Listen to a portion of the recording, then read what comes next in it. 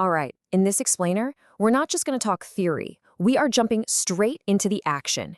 You're about to see, step by step, exactly what happens when a cyber attack strikes and a real-deal incident response team spins into motion. Okay, let's just start with a dose of reality, shall we? You can have the most advanced, expensive defenses in the entire world, but guess what? Breaches are pretty much inevitable. The attackers are always finding new ways in. So the real test isn't just about building walls. It's about how fast and how smart you are when someone gets over that wall. That response, that's what makes all the difference. So what even is a cybersecurity incident? Well, it all comes down to any event that threatens one of the three pillars of InfoSec. We call it the CIA triad. Confidentiality is all about keeping secret secret. Integrity means making sure your data is trustworthy and hasn't been messed with. And availability?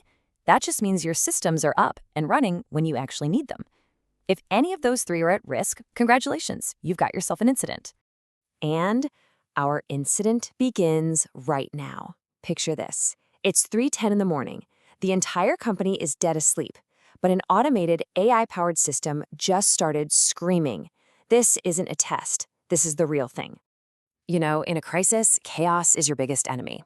That's why every good team follows a structured playbook.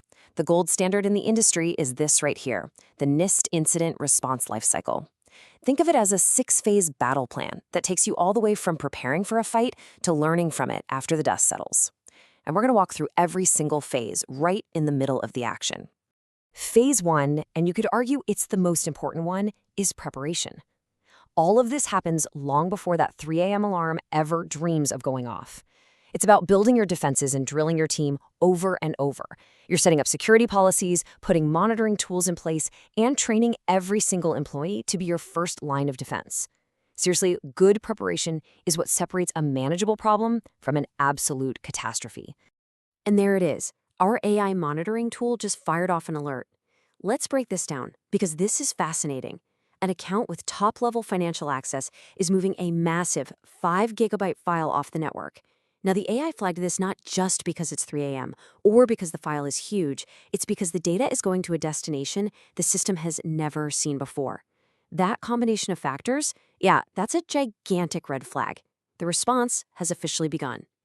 So that alert officially kicks off phase 2, detection and analysis.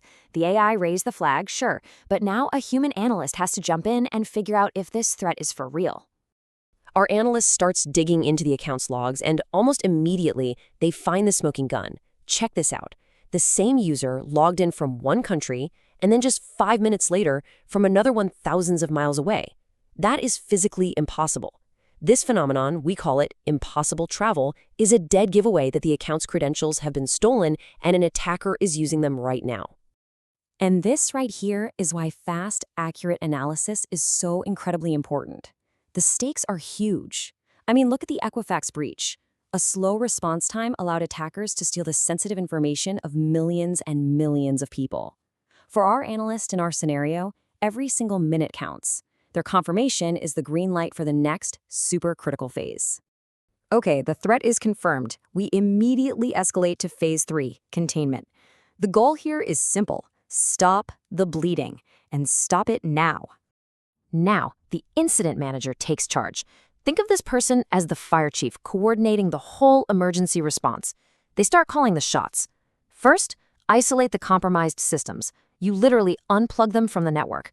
It's like slamming a fire door shut to stop the flames from spreading. Next, block the attacker's IP address at the firewall. That's like locking them out of the building. And finally, you disable the compromised user account itself. The idea is to build a digital wall around the problem, and you have to do it fast. Okay, the attacker is boxed in. We've contained the damage. Now we can shift from pure defense to cleanup. And that brings us to phases 4 and 5, eradication and recovery. All right, time for the IT administrators to get their hands dirty. Eradication means you get rid of every single trace of the attacker. You're deleting malware, patching the vulnerability they used to get in, and resetting any passwords they might have stolen. Then comes recovery. You carefully bring back data from clean backups, and you watch everything like a hawk to make absolutely sure the attacker is really, truly gone. While all that is happening, another key player is on the scene, the forensic specialist. Just think of them as a digital CSI. Their job is to collect evidence, like system logs and hard drive images, without messing it up. They have to maintain a perfect chain of custody. It's a fancy term, but it just means they document an unbreakable trail for every piece of data they touch. This is absolutely critical so that the evidence can actually hold up in court later on. The systems are back online, the immediate crisis is over, but believe me, the work is not done. We now enter the final and maybe the most valuable phase for the long run. Phase 6, Lessons Learned. After everything has calmed down, the entire team gets together for a post-incident review. This is kind of like a football team reviewing the game tape the next day. They ask the really tough questions: how did the attacker get in? What did we do well in our response?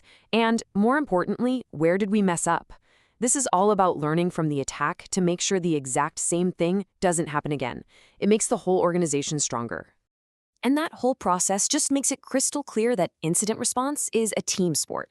You've got the incident manager leading the charge, the analyst playing detective, the forensic specialist preserving the crime scene, the IT admin putting out the fires, and even a legal advisor making sure everything is done by the book.